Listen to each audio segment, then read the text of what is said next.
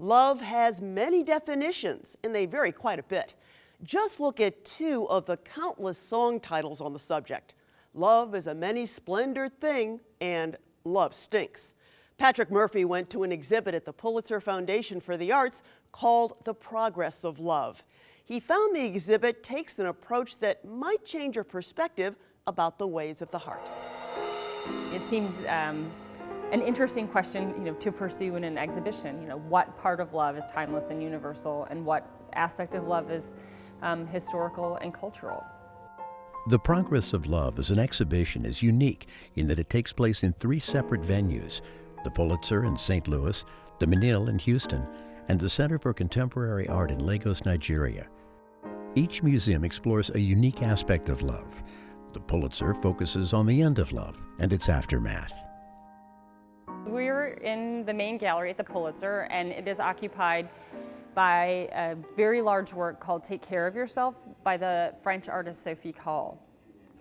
She had received an email letter from her boyfriend breaking up with her and explaining that he could no longer satisfy the conditions that they'd agreed upon, main condition being that he was dating 3 women prior to her arrival. She made it clear she refused to be the fourth. If they were going to be together, it would just be the 2 of them. He let her know that he could no longer live up to her expectations, and so he needed to break up with her, and he signed this letter, Take Care of Yourself. So to that end, she forwarded the email to over 100 women, and this group of women are captured in various ways throughout the process by Sophie Calle. And these range from, her mother, an etiquette advisor, teenagers, friends who worked in various professions. There's a parrot named Brenda. She gave the email to a sharpshooter who set it on the target range and then shot out every instance of the word love appearing in the letter. So here we see sharing this letter as a kind of cathartic exercise, and this is exactly the type of thing that we all do. So when we lose love, we call upon our friends and others to kind of help us purge that loss, mourn that loss. This is a piece that was produced by the artist Zina Sarawiwa, and she lost her father, who was a very famous activist. His name was Ken Sarawiwa. About 17 years ago, when he was put to death by the Nigerian government.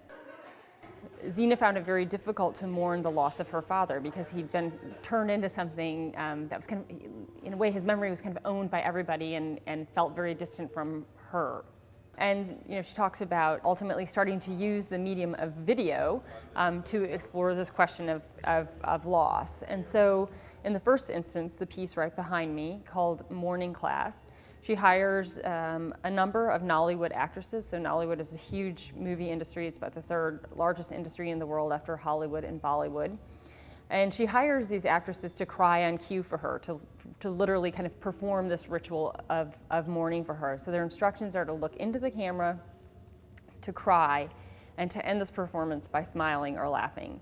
But this is really heightening the idea that cultures need rituals to perform acts like grief.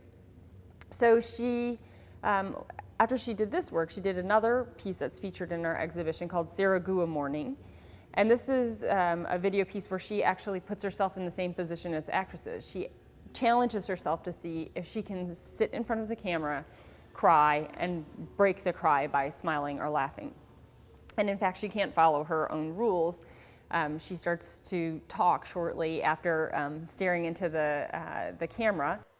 She talks about how the loss of her father and her inability to mourn her father has actually made it difficult for her to pursue romantic relationships. And so for me, this was a really important piece in this exhibition.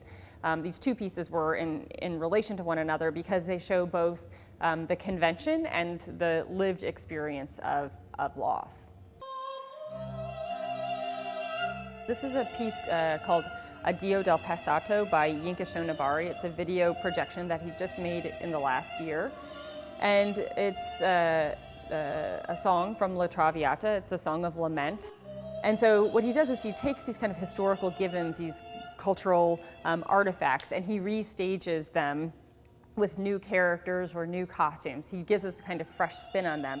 But another thing that he's doing very powerfully, and the reason he is featured so centrally in this project, is that he's showing us that, you know, our sense of loss, our whole concept of loss, the idea of loss, is not something you know, we start from scratch the minute we're born, and then we kind of can build up this kind of notion of what is loss. The very notion of what is loss is embedded in things like opera songs lamenting the loss of one's lover, or you know, paintings showing the kind of death, the suicide of a young poet. And what he's doing is showing us that loss is murky and infuses other aspects of our life. Our very notion of loss, what the kind of narrative arc of love looks like, is something that we've inherited over centuries, and we can tinker with it, we can reshape it, we can mold it, we can push it in a little bit of a different direction, but we have to start with what we've inherited.